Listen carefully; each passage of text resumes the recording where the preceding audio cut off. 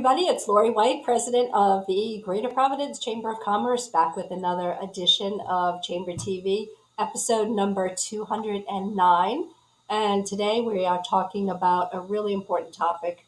And this is a topic that is evergreen, if you will. And what we mean by that is that with the extreme weather that we've been experiencing as of late, the notion of flooding and snowstorms and drought conditions and all kinds of extreme events that impact business continue to have an impact on our membership. And the good news is that there are financial resources available for businesses, for homeowners, for renters through the SBA that would help us get through all of these issues, all of these disasters, and provide really a helping hand during some very difficult emergency times. So this episode is for you if, in fact, you have been impacted by the flooding that we've experienced here in Rhode Island locally back in September. If you have been impacted by the Washington Bridge situation, the closure, or if you anticipate, and who's to know what's coming down the pike, right? If you anticipate that in the very near future, your business could be subject to a certain set of emergency circumstances because of a disaster, this is information that you might want to keep in the back of your mind. So with that, let me introduce our distinguished guest today. It's Anita Steenson, and she is, I will call her in shorthand, a disaster relief specialist with the SBA. We were just chatting offline. She says she hasn't been home to her home since March. And it is her responsibility to travel all around the country on behalf of the SBA, on behalf of the federal government, to go into local communities that are experiencing challenges due to a variety of circumstances, emergency circumstances. So with that, I would like to say hello. Welcome, Anita. Welcome to Chamber TV. Thank you so much for having me, Lori. It's my honor to be here to talk to your members, the community, hopefully anybody that's listening. We have a lot of resources and information that we'd like to share, and it's really important for people to know and understand what we have. It's confusing, and a lot of people don't understand what we have to offer because we're a different part of the Small Business Administration, and the resources we have are different than traditional SBA. So it's really important for leaders like yourself to embrace us, which you have, so we have the opportunity to share the information and make sure that people have access to the information and the resources, because a lot of money gets left on the table that people can access to help them recover. So I appreciate you having me. Fantastic. So in the spirit of knowledge is power and being prepared for any extreme condition, we are going to break down over the course of the next 20 minutes or so exactly what you need to know, and most importantly, what kind of information you need to prepare yourself with, to collect, to really analyze and impact, so that you as a business owner or a homeowner can make a really persuasive case to get the money that you deserve should there be an emergency. So, Anita, let's just start out. Let's just break it down. Let's start with the most recent set of events that business owners have been experiencing here in Rhode Island, and that is around the closure of the Washington Bridge, which happened a few weeks ago. And the residents on the East Bay connecting the highway to the Greater Providence area, a lot of those businesses along the highway route have been terribly inconvenienced and also disrupted by new traffic patterns and the ability or the inability of people really to get around quickly and be mobile. So let's start with the Washington Bridge closure. Tell us who is available for what.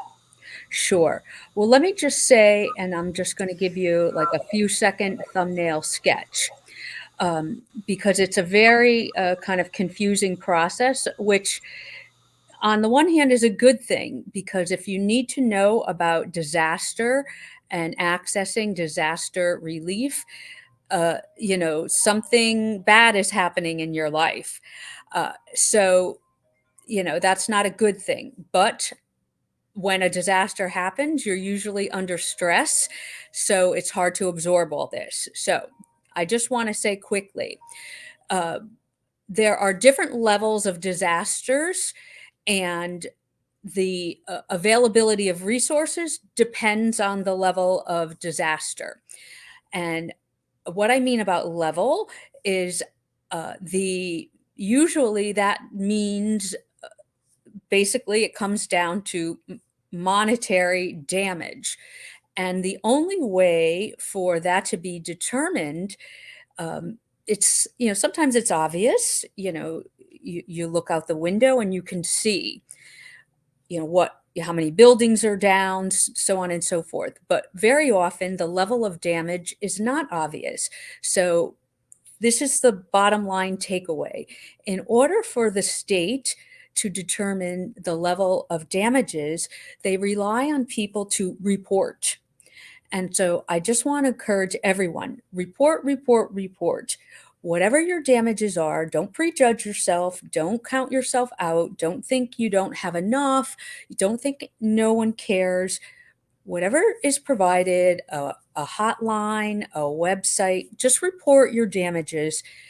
That is the only way your government, your local officials can determine what they are eligible to apply for the community on your behalf. So report, report, report. That's how it's measured what is available or what can be available. So I just want to say that, Lori. Okay, so getting to your question specifically, the Washington Bridge, when that situation occurred, what happened is the businesses were clearly impacted, and it was the determination that the SBA was the government resource that should be requested to provide, um, because we provide what's called economic injury, because the businesses, I mean, certainly the neighborhoods, the people were impacted by the traffic, the noise, but in terms of financial damages. So that is what was applied for. And the SBA disaster team, which is different than traditional SBA, was called upon to provide disaster assistance. And that happened very quickly. The district office here, the former Mark Hayward, he was instrumental in making sure that happened. So a surge team, which includes customer service reps, as well as myself, public affairs, to get the information out. We are travelers. We go from disaster to disaster of all kinds, and we set up an in-person recovery site. The one I'm talking about is at the Weaver Library. And what we have to offer are low interest loans for businesses and nonprofit organizations. So I don't know if you have any questions about that before I continue, Lori. Okay. All right. So I think the point that you're making, Anita, has been really clear and very important, and that is don't prejudge. You know you've been Exactly. impacted.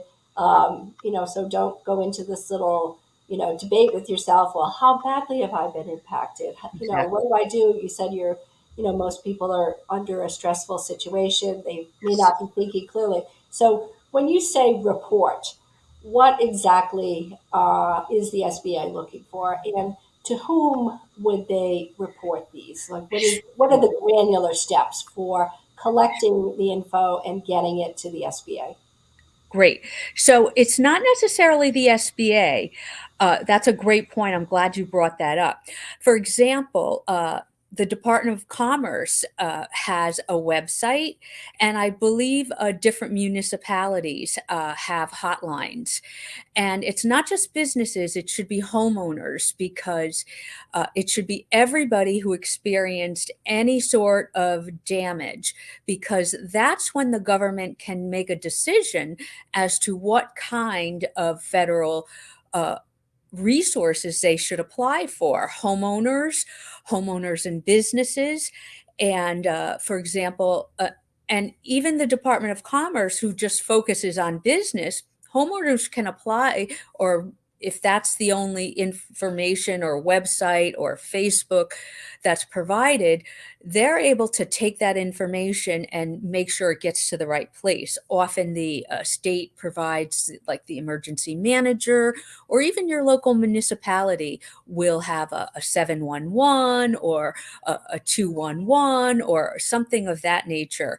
And they should say, my lawn was flooded, anything, we had branches down, my business shut down, my people couldn't get to work, anything small or anything large, because that's the kind of information that needs to be assessed.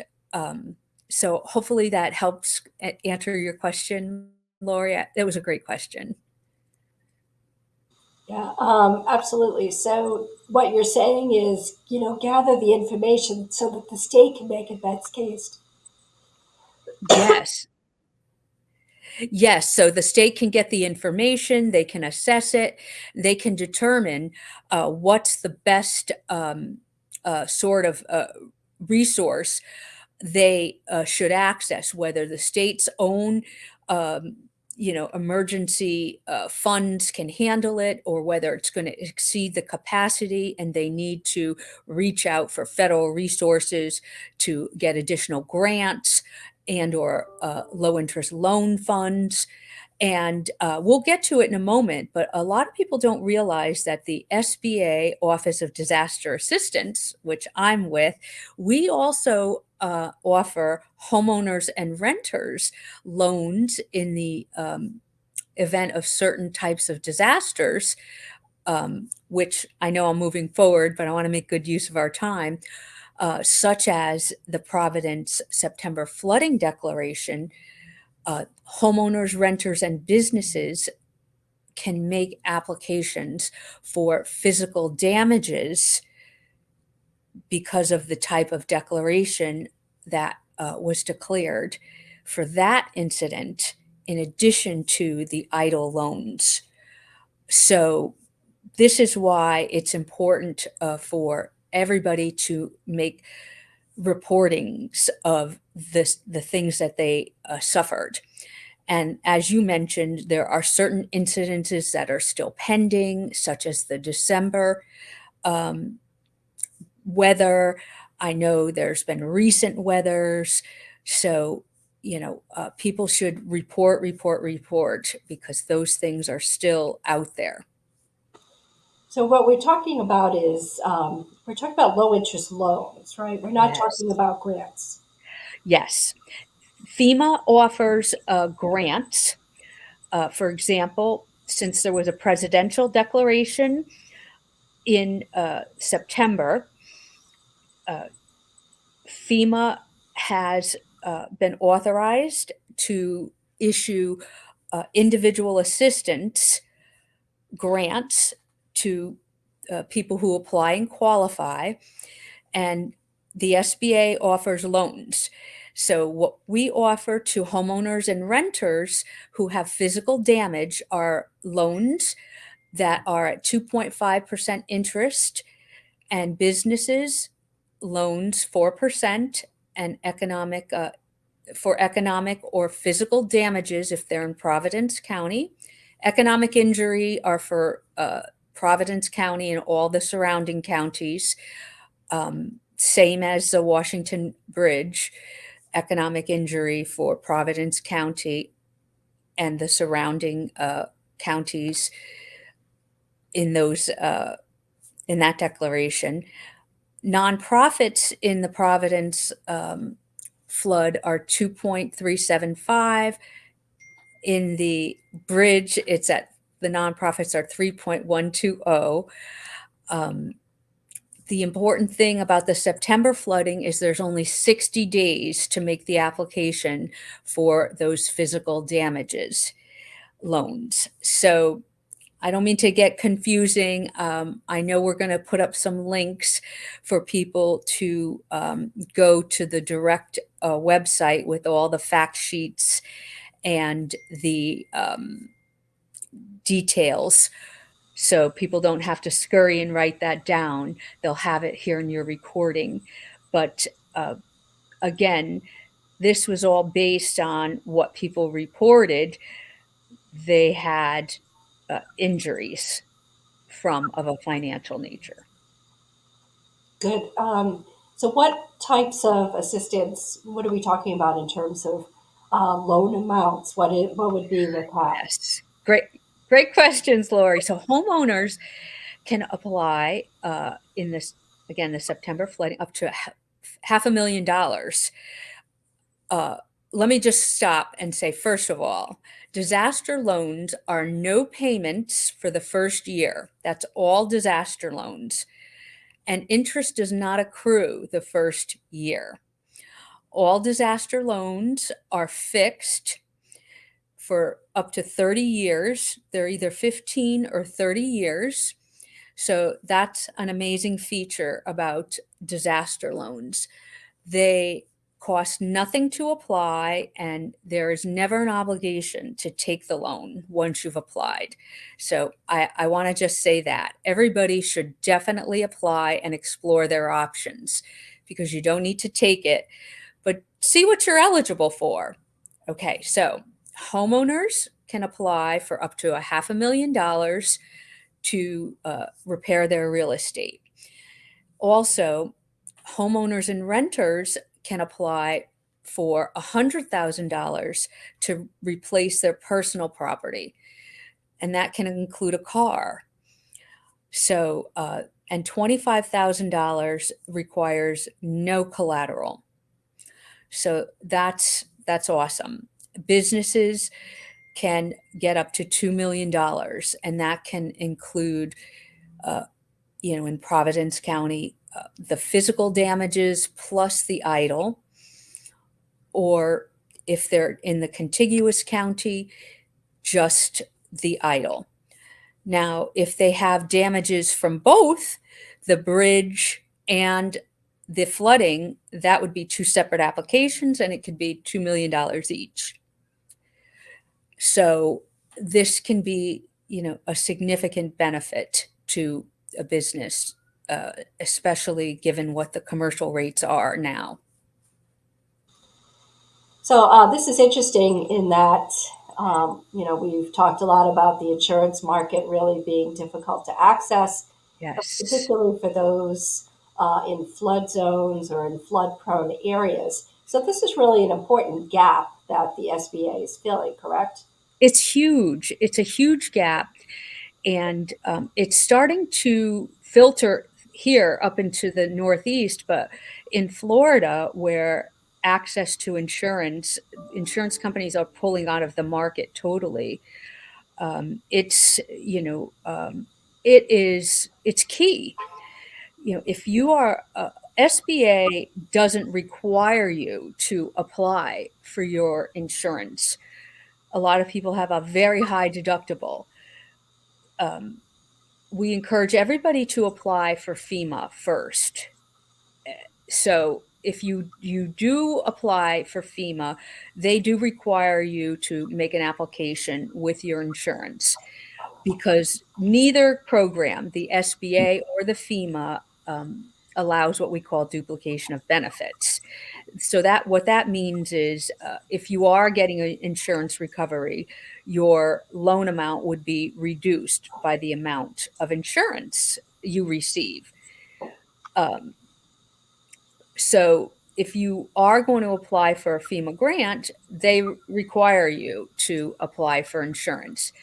And if you have a high deductible, what's going to happen is you'll apply and you'll get a denial saying, yeah, you have to spend your deductible, and perhaps the FEMA amount you'll get if you qualify for it, which you may, because FEMA will do things like reimburse a lot of people who lost power for the food in their freezer, and that's not income dependent. So that's important for people to apply. And, however, SBA doesn't require people to apply for their insurance because it's a loan. It's not a grant. You're paying it back with interest. And we understand that there are consequences to applying, which we're all aware of. So sometimes that's a decision. But the important thing about applying for FEMA, let me say this is key. A lot of people don't have small businesses, and you are not required to have a small business to get an SBA homeowners and renters loan. And what actually happens is when you apply for a FEMA grant, many folks will get an email that says, apply with the SBA. And they'll say, why? I'm not a business. This must be a mistake. It is not a mistake. And say you don't want an SBA loan, or you can't afford an SBA loan, you still must apply for that SBA loan. And if you can't afford it, you need that SBA denial to get referred back to the next level of FEMA grant monies. And if you disregard that SBA notice to apply for the loan, you have now cut yourself off from further federal resources. These are important things to know.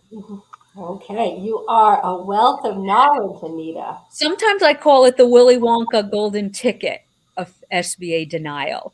Yeah, okay. So before we wrap up, let me just ask you to walk us through the documentation process. Let's focus on the business, okay? Yes, let's focus on our businesses. We love businesses at the Chamber and at SBA. So SBA disaster loans we are direct lenders. Okay. Another really great question by your amazing advocate, the Providence Chamber President, Lori White. We're direct lenders, very different from applying for a traditional SBA loan where you go to your bank and you get an SBA backed loan. No, you're applying directly with us. You are either going to apply online through the link you're going to get in this recording, or you're going to go to one of our business recovery centers. We have 2 opening, one on either side of the bridge at the North Providence Safety Complex, or at the Weaver Library in East Providence. So what you need to bring for documentation is basically your identification. That's pretty much it in terms of doing your initial application through our centers. When you go online, you basically need your last year's taxes, but really not initially to apply through the portal. What's going to happen is you are going to then get responsive emails from our unified lending platform. You have to be very vigilant keeping in touch with your email to get these responsive emails that will tell you what you need, what document. But it's a very streamlined process. I will tell you that, Lori. It's not like applying for a regular commercial loan. You guys are disaster survivors. We want to make you this loan. There's no minimum credit score. The main priority is payback ability. One of our most experienced customer service representatives suggested writing up a little bio, which I thought was a brilliant idea to include in an uploaded document, explaining the little nuances about your business, how the disaster impacted you, and how you think the SBA disaster loan can help you. I thought that was brilliant, aside from all these dry documents, which in making us streamlined, we provided all these drop down menus, fill in the blanks, which makes it easy, but it also tends to make it a little bit of a dry read. So, doing this little quick 2 paragraph bio about your business, I thought that was a brilliant ask of him, and it really helps. Yeah. So, just one final question on that point, Anita, in terms of tips. So, you're talking to a business, and the business person might not immediately think of all the different ways they have been impacted. How would you prompt a proposed applicant to really think through the various types of implications? Great, Lori. You are definitely hitting all the great marks here. So listen, the economic injury loans. This is how I would encourage people to think about these. Our economic injury loans are designed to assist businesses. Think about throwing a rock into a pond. Our economic injury loans traditionally, the reason why we have a 9 month deadline for folks is I know people are thinking about the immediate impact. And yes, absolutely. But really, our economic injury loans are more designed to assist businesses that don't manifest their impact till sometimes 6 or 9 months down the road. That's number one. And that's where I want people to visualize this throwing the rock into the pond. Think about those outer rings and those outer layers, if you will. What do I mean by that? Okay. So it's not just, yes, let's use the bridge. Yes, the traffic, people couldn't get to those businesses. So those immediate businesses, let's do a restaurant. They couldn't get their customers. But when those businesses couldn't get their customers, they couldn't get their income to then buy their inventory from maybe their suppliers in the neighboring county. And those suppliers maybe couldn't then buy enough inventory. Let's call it a liquor store supplier that was a good customer of Donovan's here in East Providence. Say Donovan's had a liquor supplier in Kent County, and that liquor supplier regularly supplied a wedding venue also in Kent County. And, because they couldn't get the revenue, to supply Donovan's, they could not now give the great discount to the wedding venue. So the wedding venue could not continue to, give the good prices to the wedding customers. So if you can see how that snowball, so the wedding venue wasn't going to see that impact until the weddings they booked 6 months from now. Does that help clarify it? Yes, it does. I Okay. think all of your points have built on, each other in terms of don't prejudge, gather your information. You don't have to necessarily, take the loan. Be open to, what might be on the table for you. And most importantly, you never know what's going to happen next. Right. And it's And always our good to have this info in the back of your mind, even if right. you're not necessarily impacted by the Washington Bridge situation or the flooding, the recent flooding, but And let's not definitely forget know. Yeah. And let's not forget our Block Island fire. They still are eligible, and the surrounding counties. We had Washington County, all of Washington County. We have, Kent County. We have some Connecticut counties. You know, uh, they're still eligible for economic injury. Also. So there's a lot of money that gets left on the table. That's my one point. Please, people, think about SBA disaster loans when you're looking for funding. See what you qualify for. Our loans uh, are issued in phases. You can keep track of you can take a loan for a certain amount now if you notice that all the way up and through